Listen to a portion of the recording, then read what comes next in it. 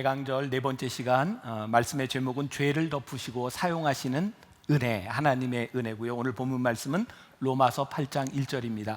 우리가 계속되는 이 말씀들은 잘 알고 있는 말씀이고 짧은 구절이니까 여러분들이 기억하면 좋을 것 같아요. 로마서 8장 1절 펴세요. 로마서 8장 1절 우리 같이 한 목소리로 봉독하겠습니다. 시작.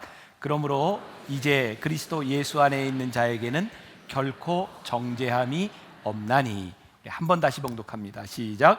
그러므로 이제 그리스도 예수 안에 있는 자에게는 결코 정죄함이 없나니.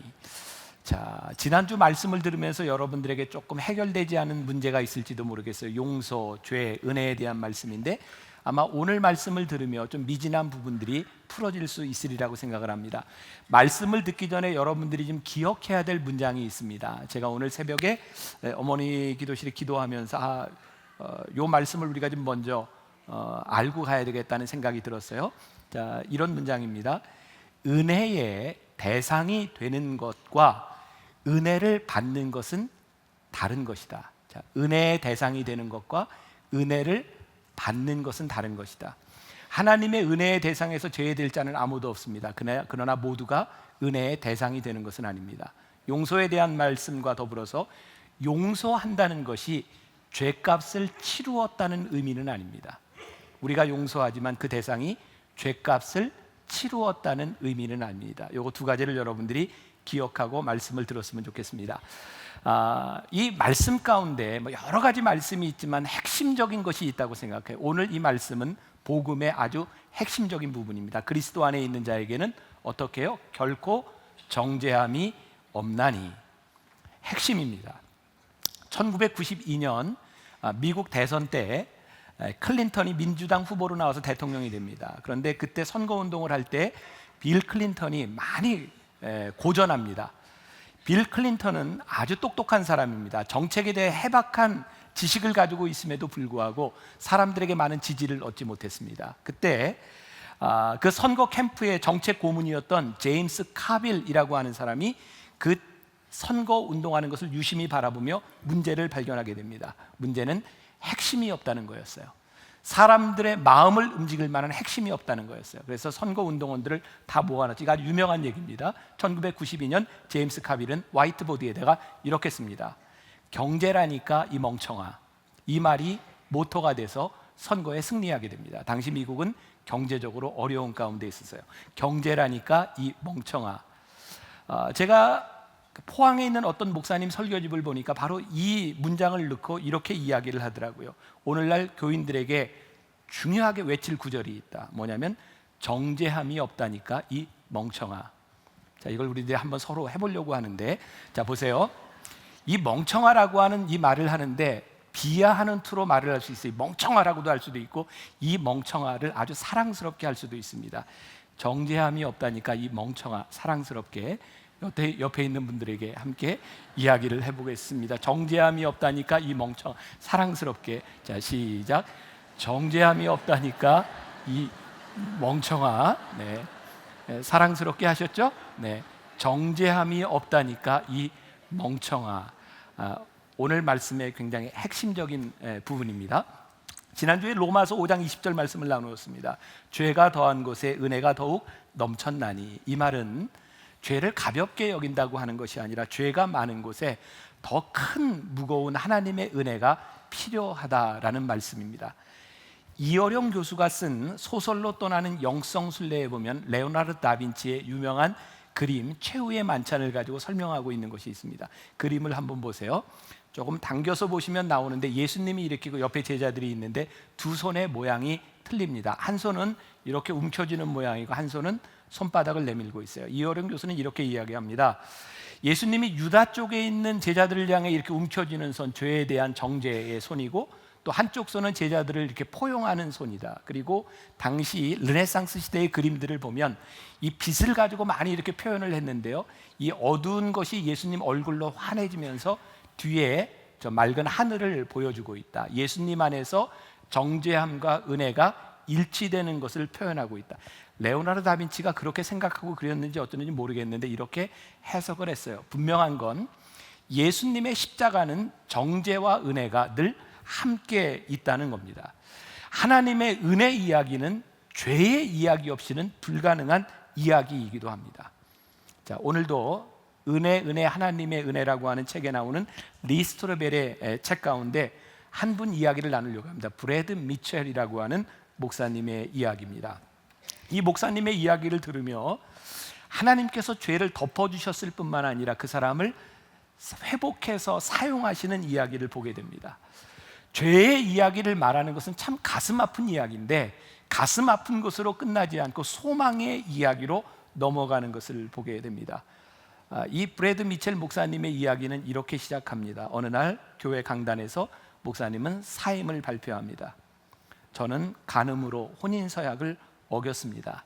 하나님과 가족들 여러분들에게 죄를 지었습니다. 저는 회개합니다. 저를 용서해 주세요. 여러분들을 실망시켰습니다. 그리고 아내가 있는 곳으로 갑니다. 이 목사님을 더욱 비참하고 힘들게 만든 것은 이 교회의 규모가 꽤 큰 교회였기 때문에 한 번의 사고로 끝나는 것이 아니라 또 다음 예배 시간에 그 비참함을 맛보아야 한다는 것이었습니다. 우리가 살고 있는 이 시대는 목회자의 문제뿐만 아니라 많은 부부간의 부정의 문제로 인해서 많이 힘들어하는 시대를 살아가고 있습니다. 우리는 아마 오늘 여러분들이 이야기를 들으면서 눈이 이렇게 반짝반짝 빛나는 것은 흥미로운 얘기거리인 거죠. 간음에 대한 이야기. 그런데 우리는 그 이야기를 들으며 누군가를 정죄하는 건 쉽지만 그 사람이 당하는 고통, 어려움, 몸부림, 굴욕 이런 것들에 대하여 주목하기는 참 쉽지 않은 것 같습니다. 오늘은 그 주인공이 목회자입니다. 아마 여러분들 목회자라고 생각하면 어떻게 목회자가 저럴 수 있을까? 그래서 또 용납이 안 되는 부분도 있을지 몰라요. 아니, 강단에서 그렇게 이야기를 하고 설교한 사람이 어떻게 저렇게 위선적일 수 있을까? 그래서 더 힘들지 모릅니다. 근데 이 이야기는 또 목회자만의 이야기가 아니라 오늘 우리들 모두의 이야기일 수 있습니다. 제가 목회자의 입장에서 본다면 어쩌면 목회자에게 이 은혜의 이야기가 참 힘든 것은 누군가의 삼자에 대한 은혜의 이야기는 쉽게 할 수 있지만 나를 용서한다는 것은 더 어려운 부분일 것 같아요. 만일 내가 죄를 짓고 나를 쉽게 용서할 수 있는 사람이라면 뭔가 복음에서 벗어난 사람은 아닐까라는 생각도 하게 됩니다. 이 리 스트로벨 목사님은 이 브래드 미첼 부부를 오랫동안 잘 알아왔다고 얘기합니다. 책에서 이렇게 얘기하더라고요. 오랜 교제를 통해서 너무나 신실했던 사람, 일관성이 있었던 사람, 그래서 그런 일을 저질렀다는 것이 믿어지지 않는 사람, 어쩌면 이 신실함에 대한 그 배신감 때문에 더욱더 상처가 클 수 있어요. 오늘날 교회 안에서 일어나고 있는 목회자의 일탈, 성적인 문제들에 대하여 교인들이 힘들어하는 것은 그 기대가 깨어졌기 때문일 수도 있다는 생각을 합니다. 이 책에서 그 브래드 미첼 목사님과 그 아내 하이디의 만남부터 이야기가 시작이 됩니다. 둘은 초등학교 6학년 때 처음 교회에서 만나게 됩니다. 브래드 목사님의 여동생의 친구였던 하이디, 그때는 이렇게 놀리는 사이였지만 어느 날 16, 14살이 되어 만났을 때 둘은 한 번에 서로가 짝이라는 걸 알아봤다고 합니다. 그래서 데이트를 할 때면 늘 우리들이 얼마나 잘 맞는지를 확인하는 시간이었고, 데이트할 때 주로 뭐를 했냐면 성경 말씀을 가지고 묵상하며 편지를 나누는 그런 데이트를 했다 그래요. 그러면서 둘은 이제 같이 계획을 세웁니다. 우리는 크리스찬 대학에 들어가서 이제 멋지게 인생을 살 거야. 그리고 브래드는 크리스찬 대학에서 공부를 하고 변호사가 되리라는 생각을 하는데 계획대로 되지는 않았습니다. 위튼 대학 중창단이 유럽으로 순회 연주를 갔을 때 거기에서 하나님의 은혜를 받고 목회자가 됩니다. 그리고 둘은 결혼합니다. 둘은 아주 성공적인 사역을 시작합니다. 미네소타 주에서 첫 목회를 시작할 때 6가정밖에 되지 않던 사람들을 데리고 6년 만에 400명 이상으로 성장하게 됩니다. 빠르게 교회가 성장하면서 이 목사님에 대한 소문이 났고 미국의 아주 유명한 대형 교회의 스포츠와 기도 사역을 담당하는 목사로 초청을 받습니다. 거기서 아이도 셋도 낳고 모든 일이 잘 풀려갑니다. 이제는 미시건주에 있는 한 교회로 다시 초청을 받습니다. 1,800명 모이는 교인이 수년 만에 4,000명이 모이는 교회로 성장합니다. 여기서 여러분들에게 이런 말씀을 드릴 수 있을 것 같아요. 성공한다고 하는 것이 그 사람의 신실함을 말하는 것은 아닙니다. 우리가 흔히 우리들의 삶의 성공과 목회의 외적인 성공을 바라보며 신실하다라고 생각하는 것은 위험한 발상인 것 같습니다. 어쩌면 성공은 우리를 교만으로 이끌고 교만은 우리를 타락의 지름길로 인도하는지 몰라요. 이 브래드 미첼 목사님에게 일어났던 이 성장의 이 신화 가운데서 교인들과 사이에 갈등이 일어났다 그래요. 새로 교인들이 많이 들어오다 보니까 기존에 있던 교인들이 목사님에게 다른 스타일, 기존의 교인들을 위한 설교 스타일을 요구하게 되었고, 이 책에서는 교만했던 이 목사님이 문제를 해결하는 방법, 그것은 교인들과의 문제를 해결하는 것이 아니라 도피였다고 얘기합니다. 교만했기 때문에 쉽게 교회를 옮기게 됩니다. 오늘 여러분들에게 또 하나 이렇게 말씀드리고 싶은 것은, 우리들이 교만하기 때문에 하나님 앞에 문제를 가져가지 않고 문제를 회피하려고 할 때 문제는 교만으로 인하여 타락할 수 있다는 겁니다. 우리의 인생이 잘못될 수 있다는 거예요. 이 목사님이 도피하려는 생각을 가지고 사우스캐롤라이나의 어떤 교회로 옮겨지게 됩니다. 문제는 다른 가정의 문제들이었던 거죠. 집을 팔고 바로 올 수도 없고, 아이들이 고등학교를 다니는 상황에서 가족들이 함께 있을 수가 없었어요. 목사님은 혼자 교회를 갖고 가족들은 미시간에 떨어져 있으면서 한 주 혹은 한 달 만에 이렇게 만나게 되는 상황에서 부부간에 문제가 생기기 시작합니다. 서로에게 갈등이 생기기 시작합니다. 바로 이런 갈등의 틈에 찾아오는 것이 유혹입니다. 어느 날 미시간에 있는 한 여인으로부터 이메일이 날라옵니다.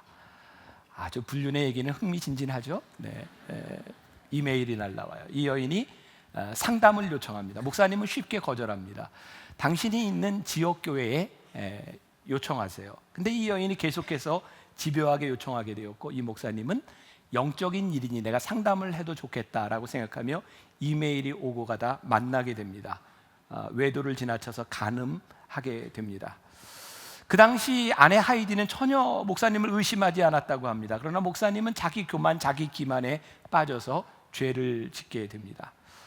사람들은요, 죄를 지면서 하나님이 심판하지 않으실 때 하나님이 눈치채지 못했을 것이라고 생각하지만, 하나님은 어쩌면 우리의 죄가 찰 때까지 기다리고 있는지 모릅니다. 우리가 죄를 지었을 때 두 가지의 선택이 있을 수 있을 것 같습니다. 하나는 죄를 회개하는 것이고, 하나는 죄가 가득 차서 그분의 징계를 받는 것입니다. 브래드는 자신의 죄를 의식하고 고만두어야 되겠다고 생각했지만 잘 되지 않았습니다. 고만두어야 되겠다고 하는 생각은 두려움으로 찾아왔고, 그렇게 간음죄를 지으면서 매주 강단에 서는 것이 얼마나 힘들었겠습니까? 그 모습을 보았던, 아직 죄를 눈치채지 못했던 아내 하이디는 이렇게 이야기를 합니다. 자기 남편을 보면서 저 사람이 왜 저러지? 성경에 열정도 에너지도 없고 몸은 구부정해지고 아마 죄의 무게가 그를 누르고 있었던 것 같습니다.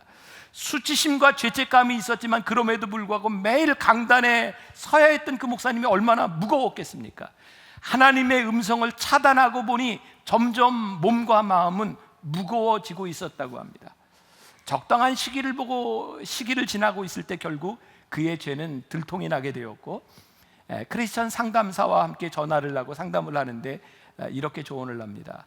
당신 아내 하이디에게 말을 하십시오. 그리고 짐을 싸서 차 안에 두고 아내가 떠나라고 하면 떠나십시오. 이제 브래드는 아내도 잃고 자식도 잃고 교회 사역도 잃고 모든 것들을 잃게 될 것이라는 두려움 가운데 빠지게 됩니다. 어느 날 아내에게 자기가 외도한 사실을 이야기했을 때 하이디는 이렇게 이야기를 합니다. 이 사람을 죽이고 나도 죽어야지. 이 사람은 이제 일자리를 잃을 거야. 모든 것이 날아가. 생활비는 어떻게 되지? 아이들은 어떡하고 나는 어디로 가야 되나? 무엇을 해야 하나? 그때 하이디는 내가 아무것도 할 수 없는 순간에 하나님께 기도했다라고 되어 있습니다. 이렇게 기도합니다. 하나님, 제게 하나님이 필요합니다. 이전 어느 때보다도 지금 하나님이 필요합니다. 우리 성도들에게 가장 큰 소망이 있다면 우리들에게 기도할 수 있는 시간과 기도할 수 있는 기회가 있다는 겁니다. 적어도 자기들이 보는 관점에서 둘의 미래는 끝나버린 것 같았습니다. 이제 모든 것들을 버리고 포기해야 됐고, 어머니 아버지의 사랑스럽고 자랑스럽던 아들은 수치스러운 아들이 되었고, 그들은 모든 것을 잃었습니다. 있을 곳도 없어서 어떤 노인의 집에 세를 들어 살게 되었고 수입의 90%를 잃어버린 상황에서 이 브래드 목사는 돈이 없어서 그 당시에 피를 110번이나 뽑아서 팔 정도로 어려운 시절을 지났고, 아내 하이들에게 정말 수치스러웠던 건 남편의 외도로 인하여 병원에 가서 에이즈 검사를 받아야 했던 순간은 너무너무 수치스러운 순간이었다고 합니다. 근데 하나님께서 이 가정에 은혜를 베풀기 시작하셨어요.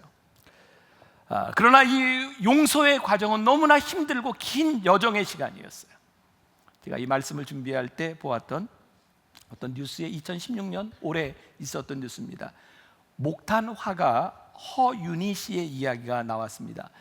이대에서 미술을 공부하고 독일 유학을 하고 돌아와서 직접 목탄으로 그림을 그리는데, 이분이 목탄은 그림에 이렇게 그리게 된 이유 가운데 하나가 그것이 실패를 허용하는 도구이기 때문에 매력적이었다고 말을 합니다. 물론 유화처럼 잘못 그린 걸 완전히 덮지는 못하지만 목탄 그림은 흔적을 없애면서 그릴 수 있는 그림, 어쩔 수 없는 실수의 흔적이 남지만 그 흔적으로 아름다운 그림, 그래서 작품의 깊이가 깊어지는 그런 그림이 꼭 인생 같아서 목탄화를 그린다는 이야기를 들었어요.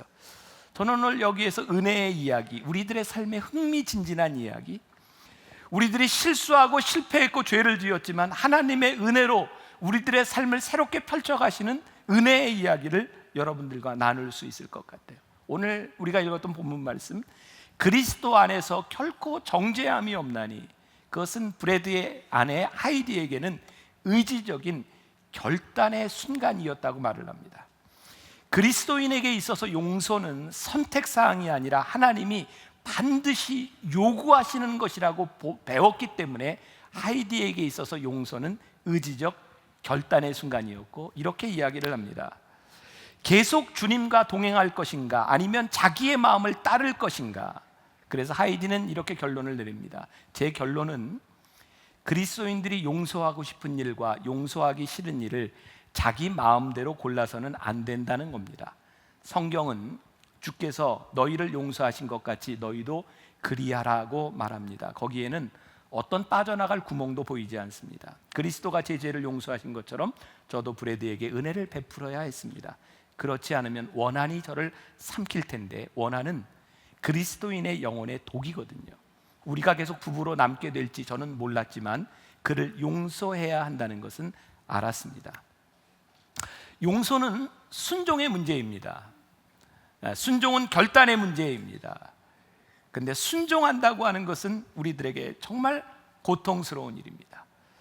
제가 이번에 책을 내면서 치열한 복음, 치열함이라고 하는 제목을 썼는데, 저에게 요즘 드는 가장 이렇게 분명한 생각이 뭐냐면, 우리가 복음으로 산다고 하는 것은 정말 치열한 일이다. 우리들이 하나님 앞에 결단하지 않으면 복음을 살 수 없는 일입니다. 그런데 이 치열한 복음을 산다고 하는 것은 우리들에게 때로 참 고통스러운 일이라는 생각이 들어요. 그런데 하이디가 용서하기로 결정했을 때 그것은 하이디뿐만 아니라 브래드에게도 영적인 유익으로 돌아옵니다.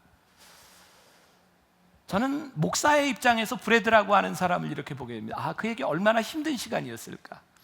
아내가 용서해 준다고 그 용서가 거의 그에게 기쁨이었을까. 아마 그에게 찾아오는 창피함과 수치스러운 일은 그에게 너무너무 힘든 일이었을 것 같아요. 이 힘든 과정을 통하여 하나님께서 쓰시는 것, 우리들이 알아야 될 내용일 것 같아요. 하이디는 이렇게 하나님께 기도합니다. 하나님, 저를 도와주세요. 제 마음과 제 생각을 빚어주세요. 주께로 더 가까이 이끌어주세요. 주님처럼 사랑하도록 도와주세요. 하이디는 이런 용서의 과정을 통하여 영적으로 성장하게 되었다라고 말을 합니다. 남편은 자기를 배신했을지 모르지만, 죄를 지었을지 모르지만 자신은 하나님의 가르침을 따라 살았다고 하는 것, 그것은 분명히 신앙의 영적 성숙을 이야기합니다. 제가 여러분들에게 말씀을 시작하기 전에 이런 이야기를 했습니다. 은혜의 대상이 된다는 것과 은혜를 경험하는 것은 다른 일이다.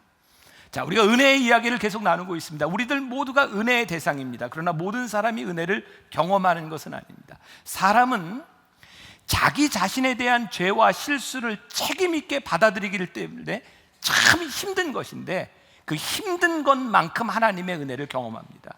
만일 우리들에게 죄와 수치, 이것을 받아들이는 책임감이 없다면 우리는 하나님의 은혜를 경험할 수는 없습니다. 이 프레드는 이렇게 변명할 수 있었다고 말을 하죠. 나는 영적으로 고갈되어 있었고, 가족과 떨어져 있었고, 나는 스트레스를 많이 받고 있었고, 누군가의 인정이 필요할 때 그 여인이 나에게 연락을 했고, 그렇게 만나게 되었다고. 그런데 중요한 것은 이보다 훨씬 더 열악한 상황 가운데 있는 우리 믿음의 선배들이 믿음을 지키며 신실한 사람이 많았다는 겁니다. 우리들이 잘못한 실패에 대한 책임은 누구에게 전가할 수 있는 것이 아니라 우리들이 받아들여야 되는 몫이고, 브래드는 그것을 변명하지 않고 시인했을 때 수치심이 그에게 들었지만 그것을 이기는 과정을 통해서 회복의 역사를 경험하게 됩니다. 오늘 본문 말씀 로마서 8장 1절, 그러므로 이제 그리스도 예수 안에 있는 자에게는 결코 정죄함이 없나니. 우리들에게 죄가 없다는 것이 아니라 정죄함이 없나니. 이 프레드는 책에서 이런 이야기를 내요. 슬퍼할 수 있지만 그것은 수치가 아닙니다. 상실감이 들 수 있지만 수치는 아닙니다. 자신의 행동에 대해 마음 아파할 수 있지만 그것도 수치는 아닙니다. 많은 사람에게 상처를 입힌 것 역시 되돌릴 수 없지만, 그래서 후회스럽지만, 하지만 수치는 자신의 감정이 아니라 사단이 가져다 주는 것입니다.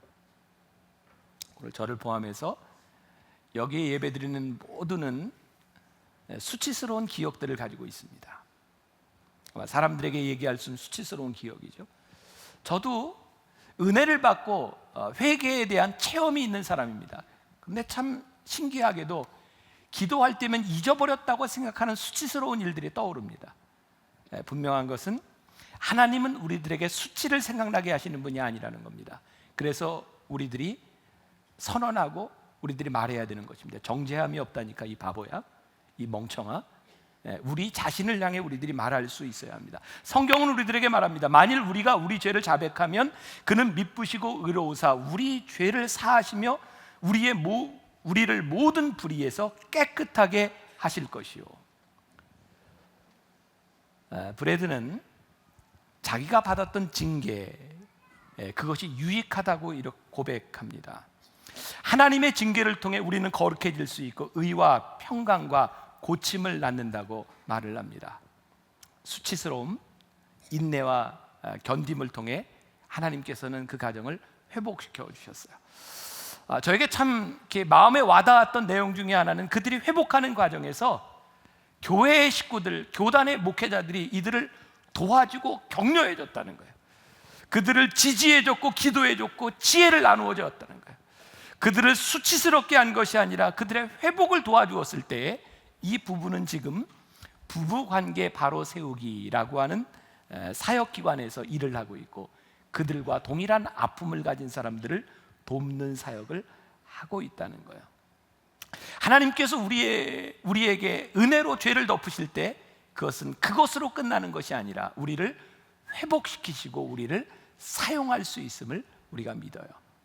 여러분들에게 한번 물어보겠습니다. 제가 중동 이 터키에 갔을 때 시장에 갔더니 양탄자를 파는 곳들이 참 많았는데, 여러분들에게 물어볼게요. 손으로 짠 양탄자가 비싼가요? 기계로 짠 양탄자가 비싼가요?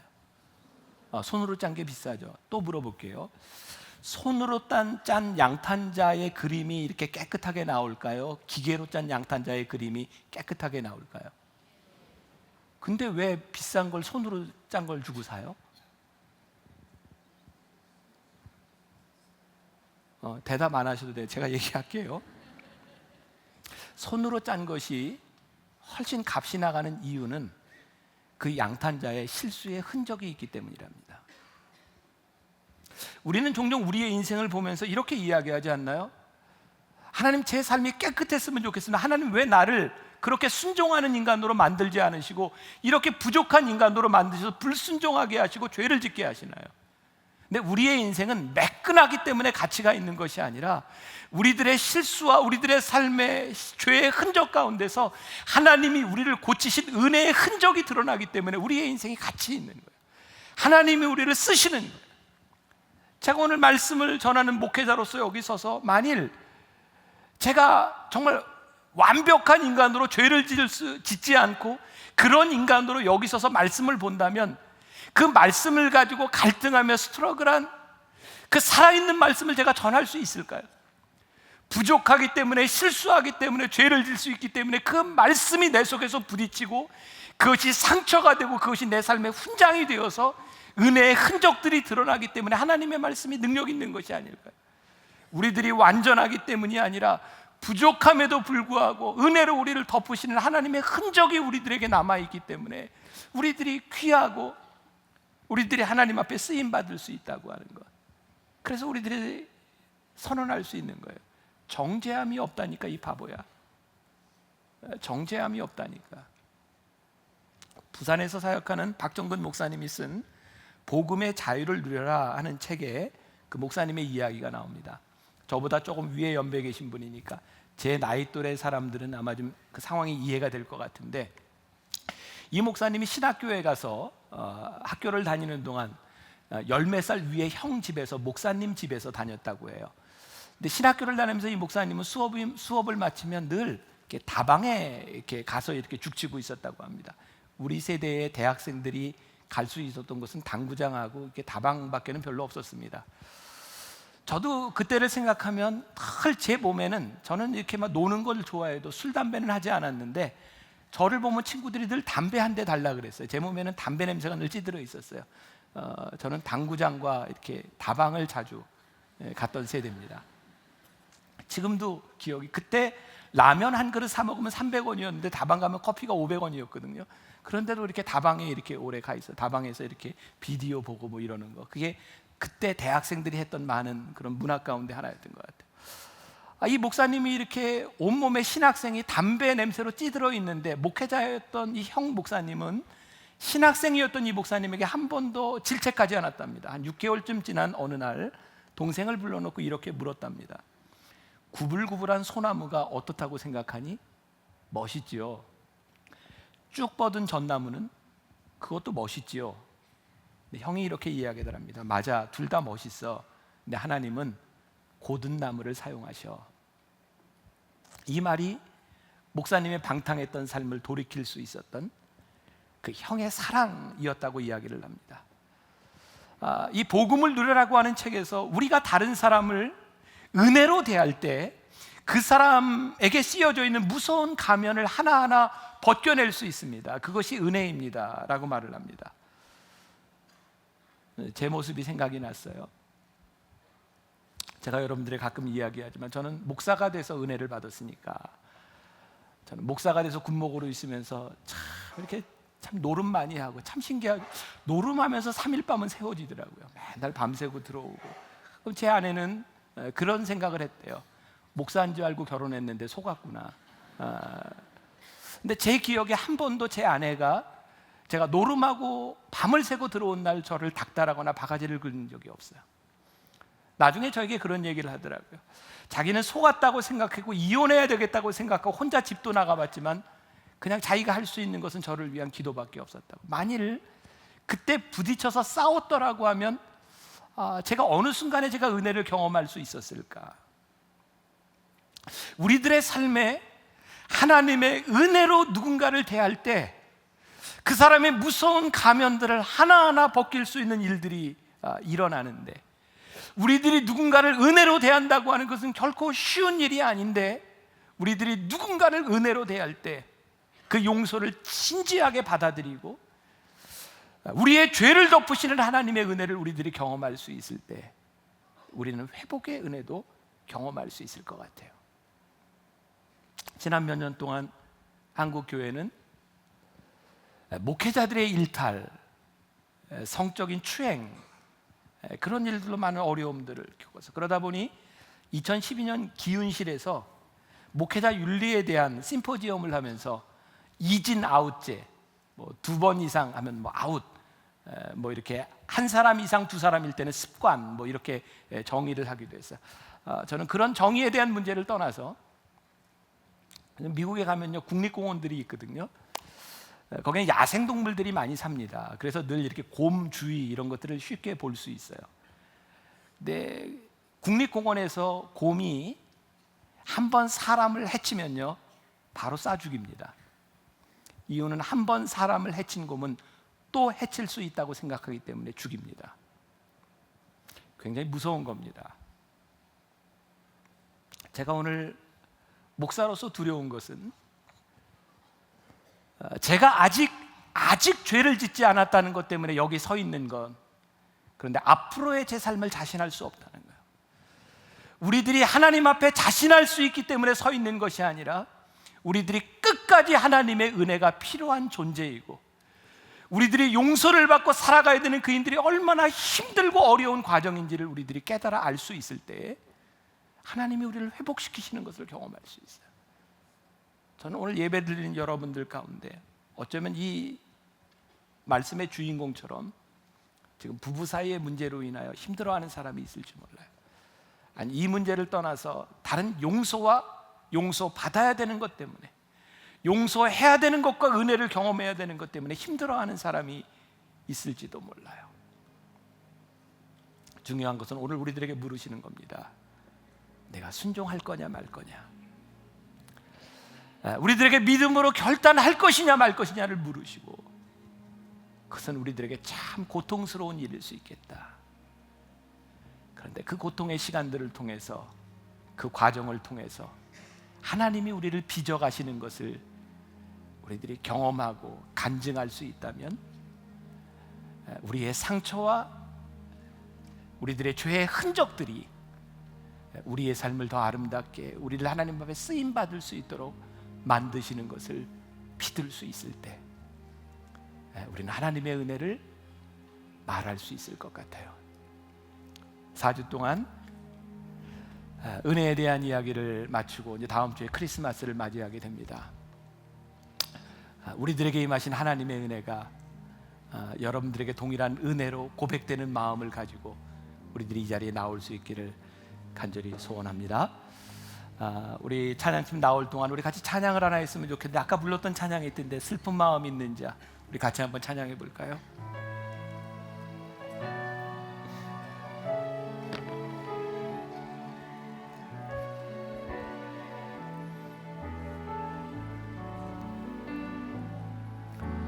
슬픈 마음 있는 자, 몸과 영혼 병든 자, 누구든지 부르시오. 예수 이름 부르시오. 그 이름을 믿는 자, 그 이름을 부르는 자, 그가 어떤 사람이든 그를 구원 얻으리.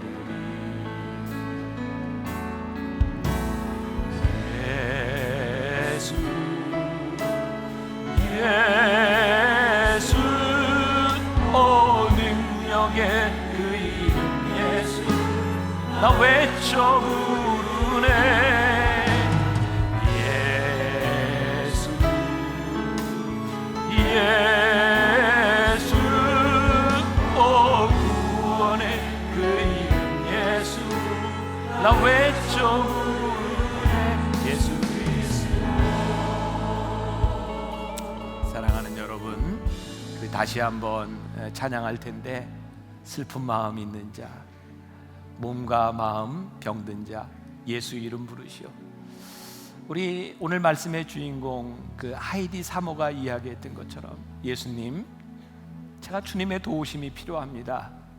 주님 저를 도와주세요. 하나님 앞에 도우심을 구하고 하나님의 은혜를 구하며 여러분들 찬양하며 기도했으면 좋겠습니다. 어떤 마음으로 나왔든지 누구든지 예수 이름 부르시오. 예수 이름 부르시오. 우리 찬양하며 함께 기도하겠습니다.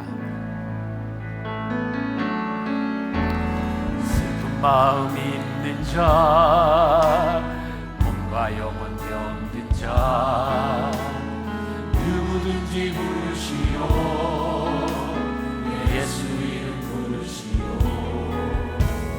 그 이름을 믿는 자, 그 이름을 부르는 자,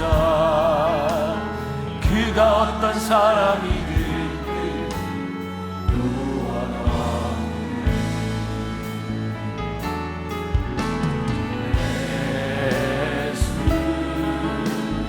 예수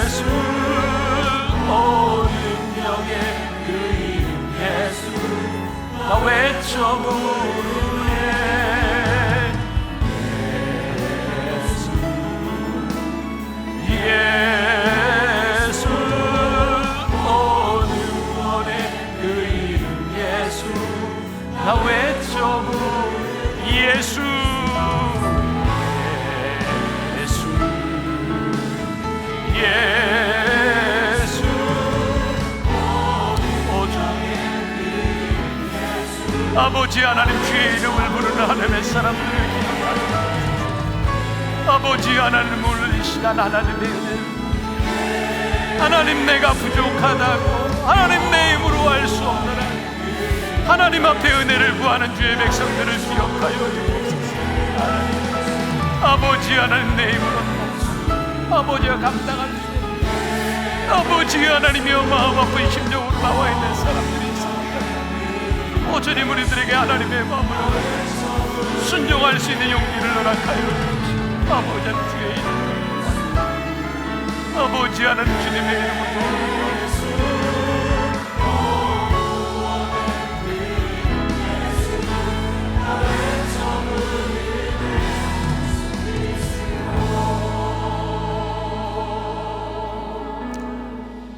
하나님, 오늘 예배하는 우리 성도들 가운데 하나님의 도우심이 필요한 사람들이 있습니다. 주님 도와주세요. 주님 도와주세요. 하나님은 오늘 우리들에게 순종하라고, 결단하라고, 참 힘든 시간이지만 견디라고 말씀하고 있지 않은지, 하나님, 우리 믿음의 식구들 가운데 내 인생에 상처 때문에 힘들다고 하는 사람들에게 하나님은 내가 네 상처로 인하여 너를 빛나게 하리라고, 네 상처로 인하여 내 인생을 값어치 있게 만들겠노라고 우리를 부르시고 은혜 베푸시는 하나님을 고백하게 하여 주옵소서. 오늘 한 사람 한 사람 그 누구도 하나님의 은혜에서 제외될 자가 없는데, 그 하나님의 은혜를 나의 은혜로 고백하는 주의 백성들이 되게 하여 주옵소서. 예수님의 이름으로 기도합니다. 아멘. 우리 결단팀, 우리 은혜 아니면 우리 말씀, 우리 찬양, 우리 기억하면서 여러분 기도하는 마음으로 들으시고 우리 찬양 들으며 봉헌하도록 하겠습니다.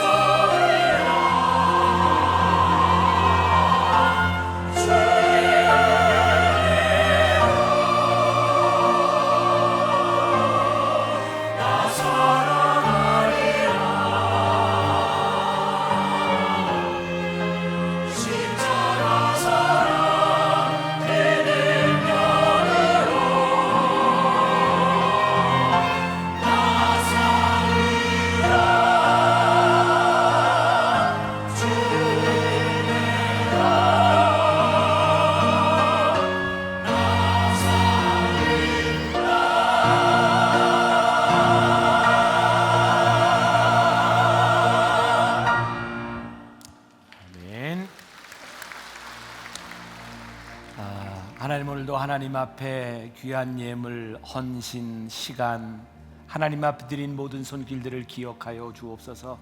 하나님, 이 땅 위에 살아가는 동안 하나님의 은혜를 아는 자로 살아가게 하여 주옵시고, 하나님, 특별히 어려운 시간을 지나가고 있는 우리 성도들 하나님 기억하셔서 물질로 인하여 시험 들거나 물질로 인하여 범죄하지 아니하도록 하나님 붙잡아 주시고, 어려운 시간을 지날 때 주와 함께 견디며 승리하는 주의 백성들이 되게 하여 주옵소서. 지금은 우리 주 예수 그리스도의 은혜와 하나님 아버지의 무한하신 사랑과 성령의 인도하심이 은혜 아니면 살 수 없음을 고백하며, 하나님의 은혜를 가슴에 안고 이 세상으로 나가는 당신의 사랑하는 모든 백성들 위해 지금부터 영원까지 함께 하시기를 간절히 축원하옵나이다. 아멘.